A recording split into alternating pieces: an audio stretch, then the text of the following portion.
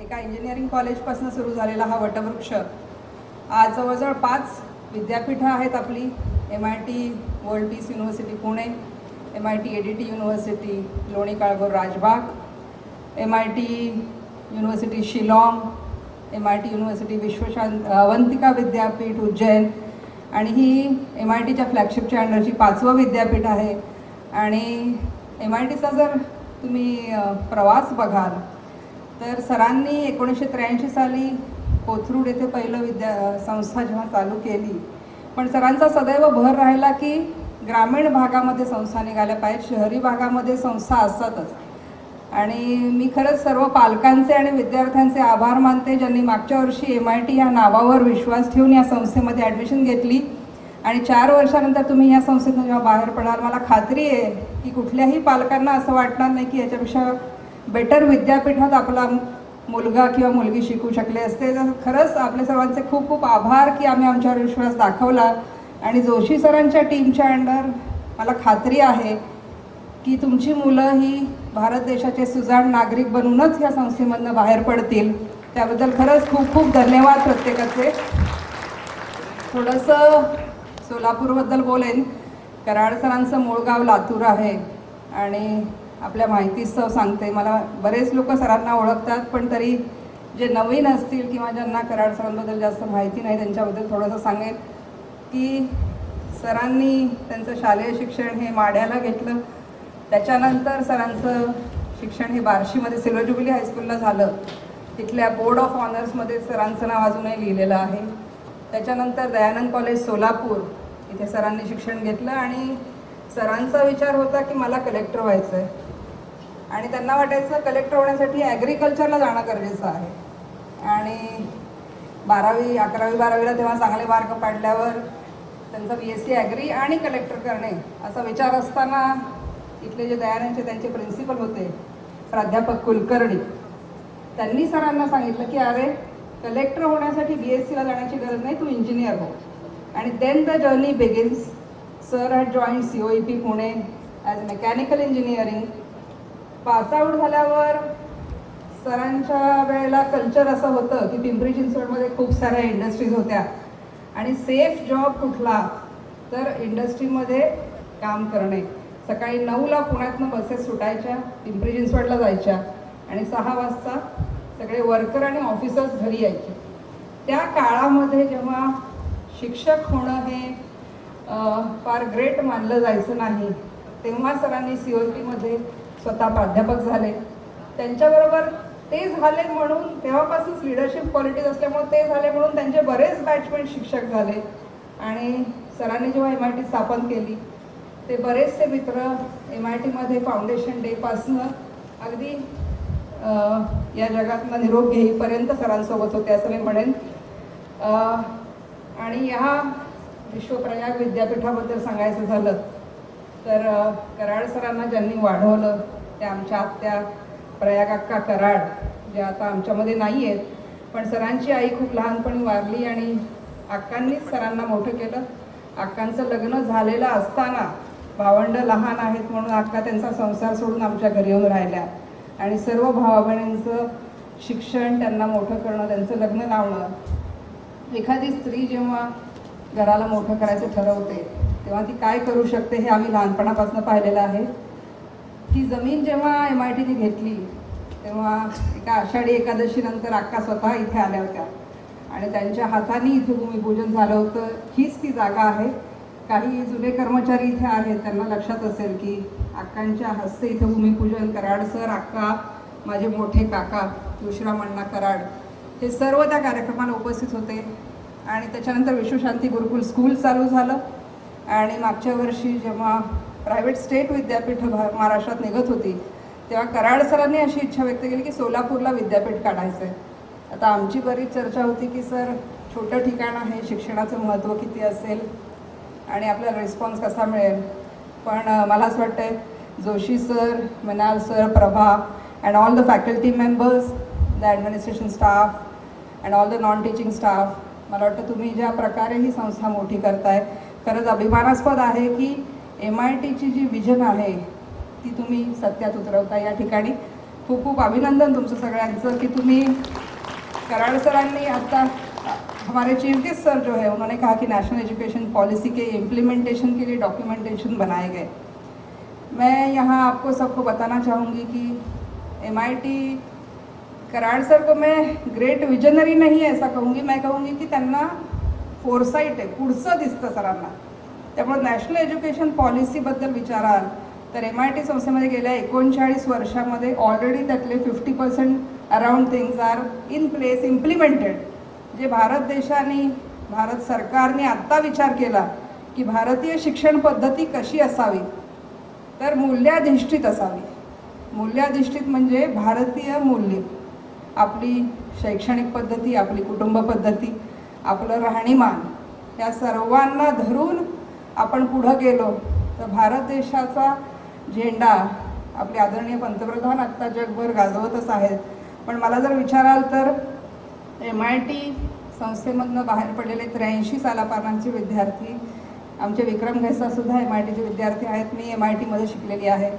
जगभरामध्ये, जगाच्या कानाकोपऱ्यामध्ये मोठ्या मोठ्या पदांवर आज कार्यरत आहेत. आणि एक छोटं उदाहरण सांगेल. कराड सरांबरोबर मी MIT बोस्टनला गेले होते अमेरिकेमध्ये, आणि तिथले एक प्राध्यापक आम्हाला प्रिमायसेस दाखवत होते. आणि ते कराड सर म्हणत होते की तुमचं वेगळेपण काय तुमच्या संस्थेचं, तुम्ही सगळ्यांना सांगता की आमची संस्था फार वेगळी आहे. तर सर त्यांना एवढंच म्हटले की मी जर कुठे फिरायला जातो किंवा कॉन्फरन्सला जातो, गावाला जातो, तेव्हा जर कोणी भेटला आणि तो येऊन जर माझ्या पाया पडला आणि म्हणला सर मी तुमचा विद्यार्थी आहे, तर ओळखायचं की तो MITचा विद्यार्थी आहे. The moment sir set this sentence, one boy came in MIT Boston, America, and he touched Karad sir's feet, and he was from Pune, the son of Kumar Builders of Pune. आणि sir म्हणले म्हणजे what ever he speaks, आपण म्हणतो ना वाणीमध्ये एक ताकद असते.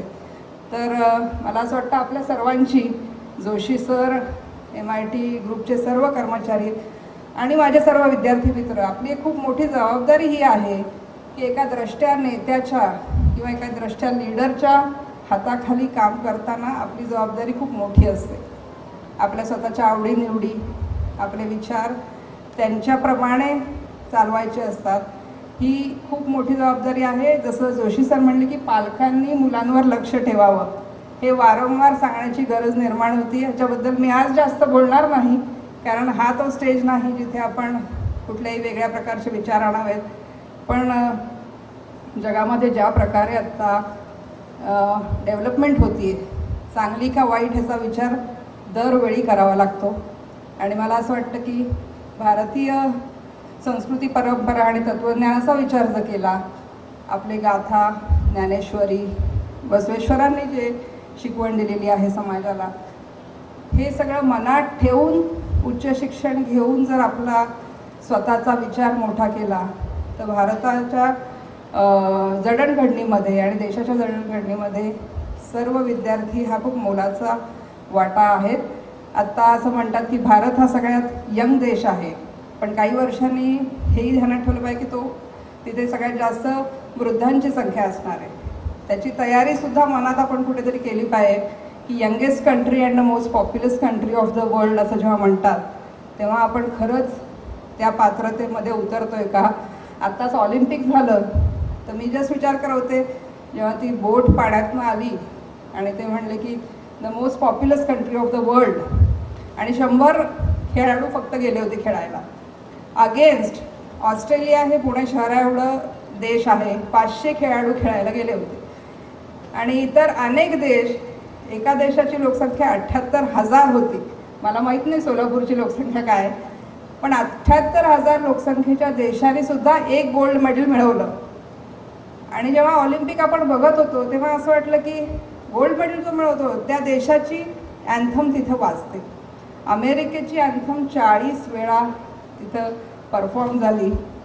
तर 15 ऑगस्टच्या दिवशी मी एवढाच विचार केला की नुसतंच प्रगत आणि विश्वगुरू म्हणून होणार नाही आहे, त्याच्यासाठी जे कष्ट घ्यायचे आपण सगळ्यांनी मिळून ते घेणं खूप गरजेचं आहे. नाहीतर नुसतं आपण गप्पा मारतो आपण स्वतःचं कौतुक करतो आणि शांत बसतो. ही जबाबदारी नाही आहे.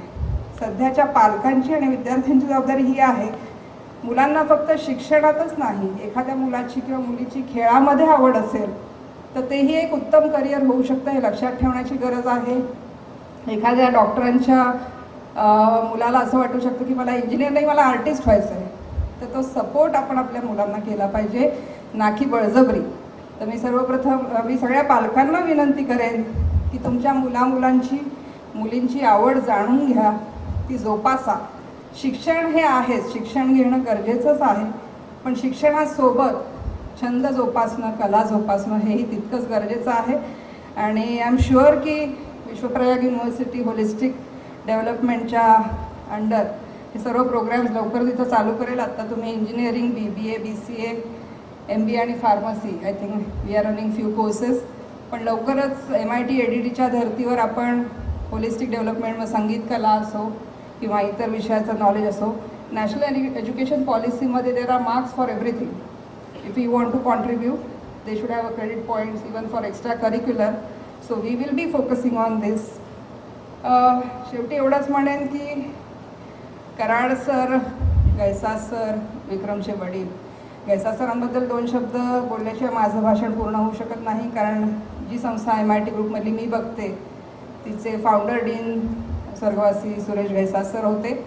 गैसास फॅमिलीबद्दल एवढंच सांगेन की कराड सरांनी जेव्हा स्वप्न बघितलं MIT काढण्याचं आणि एका प्राध्यापकाकडे, एका शेतकऱ्याच्या मुलाकडे काय असू शकतं ह्याची कल्पना 1983 साली तुम्ही करू शकता.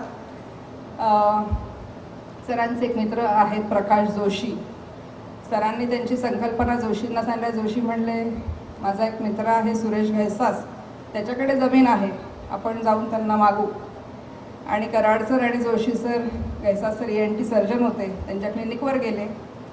कराड सरांनी त्यांना MITची संकल्पना सांगितली. विदिन नो टाईम गैसा सर म्हणले, मी माझ्या मालकीची, माझ्या हिश्श्याची जमीन तुम्हाला दिली, माझ्या भावांना विचारून सांगतो. आणि MIT आज ज्या जागेवर उभी आहे ती 25 एकर जमीन गैसास परिवाराने त्या काळी डोनेट केली कम्प्लिटली. त्यांच्याकरता एकदा जोरदार टाळ्या होऊ द्या. आणि कधीही गैसास सरांनी किंवा गैसास परिवारातल्या कोणीही व्यक्तींनी आजपर्यंत आम्ही MITला दिलं, आम्ही कराड सरांना मदत केली असं बोलून नाही दाखवलेलं. 2 वर्षापूर्वी सर गेले, तर जाण्याच्या आधी मला एवढंच म्हणले की सुचित्रा, माझी अशी इच्छा आहे की ही जी हिस्ट्री आहे MITच्या जमिनीच्या डोनेशनची ही कुठेतरी लिहूयात. का लिहूयात? तर सर एवढंच म्हणले की मी जेव्हा MITला जमीन दिली तेव्हा ती माती होती आणि MITने त्या प्रत्येक वाळूच्या कणाचं सोनं केलेलं आहे. आणि हा बोर्ड वाचून एका जरी व्यक्तीला असं वाटलं की शिक्षण संस्था किंवा जे वेगवेगळ्या क्षेत्रामध्ये NGO आहेत त्यांना जर मदत करावी, तर माझ्या विचाराला मी जगापर्यंत पोचवू शकलो असं मला वाटेल. अशा थोर विचारांच्या माणसांनी उभी केलेली ही संस्था आहे आणि आपण ह्या संस्थेचा पार्ट आहात. मी एवढंच म्हणेन सगळ्या पालकांना, मगाशी VC सर बोलताना MIT म्हणल्यावर थांबले, पण आम्ही नेहमी बोलताना म्हणतो MIT family. So welcome to MIT family. पुन्हा एकदा सर्वांचं स्वागत, मनापासनं अभिनंदन विश्वप्रयाग युनिव्हर्सिटीचं की तुम्ही आज 1 वर्षाचे झालात. व्यक्ती असतात किंवा नसतात, पण विद्यापीठं, शिक्षण संस्था, हॉस्पिटल्स ह्या गोष्टी सदैव सेवेमध्ये राहतात. तर मला असं वाटतं कराड सरांनी जे कार्य उभं केलं त्याचं खरंच कौतुक. आपलं ब्रीदवाक्य हे आहे की union of science and spirituality alone will bring harmony and peace to mankind. म्हणजे सायन्स आणि स्पिरिच्युअलिटीचा मिलाप हाच विश्वशांती देऊ शकतो. ही कराड सरांची भावना पोचवण्यासाठी तुम्ही आमच्या परिवारात आलेले आहात आणि मला खात्री आहे की तुमच्यातला प्रत्येक जण हा उद्या खूप मोठ्या पदावर असेल आणि खूप प्राऊडली तो सांगत असेल की मी MIT विश्वप्रयागच्या फाउंडेशन बॅचचा विद्यार्थी आहे. आणि सरांचं शेवटचं, मगाशी आपण जी फिल्म बघितली, सरांचा पुतळा ब्रिघॅम यंग युनिव्हर्सिटी म्हणून अमेरिकेतलं एक विद्यापीठ आहे, त्यांनी सरांच्या ऑनरमध्ये गिफ्ट केला होता. आणि सरांनी तो जो विश्वशांती डोम बांधलेला आहे, जगातला सर्वात मोठा कॉन्क्रीटमधला डोम आहे. आणि काही विचार नाही, संत ज्ञानेश्वर विश्वशांती प्रार्थना सभागृह असं नाव दिलेलं आहे. त्या हॉलच्या खाली 65,000 स्क्वेअर फुटाची लायब्ररी आहे. जिथे जगामधले सगळे लिटरेचर अवेलेबल आहे. सायन्स, स्पिरिच्युअलिटी, वेगवेगळ्या धर्माचे, इंजिनिअरिंग, मेडिकल, ऑनलाईन लायब्ररी पूर्ण डिजिटलायझेशन आणि हार्ड कॉपी सरांनी ठेवतात. आणि सरांचं असं म्हणणं आहे की सर्व जगातल्या वेगवेगळ्या PhDच्या स्टुडंट्सनी तिथे येऊन अभ्यास करावा की भारतीय फिलॉसॉफी, परंपरा आणि तत्त्वज्ञानाचे महत्त्व काय आहे. सो एवढंच म्हणेन की ब्रिघॅम यंग सरांबद्दल शेवटचं 1-2 मिनटं बोलते. सरांनी मागच्या वर्षी, म्हणजे आता सर 83 वर्षाचे आहेत, BE मेकॅनिकल झाल्यावर त्यांना वॉशिंग्टनची एक ऑनररी PhD पण मिळाली होती. पण मागच्या वर्षी ब्रिघॅम यंग युनिव्हर्सिटीने सरांना honorary PhD in international education बहाल केली 83व्या वर्षी. तर मला एवढंच वाटतं की जर आपला फाउंडर किंवा आपला पालक हा 83व्या वर्षी पण शिक्षणाचं महत्त्व समजून घेतोय आणि शिकतोय, तर आपण सर्वांनी पण शिकत राहायचं आहे आणि मोठं व्हायचं आहे. Once again congratulations to everyone. Thank you. जय हिंद, जय भारत.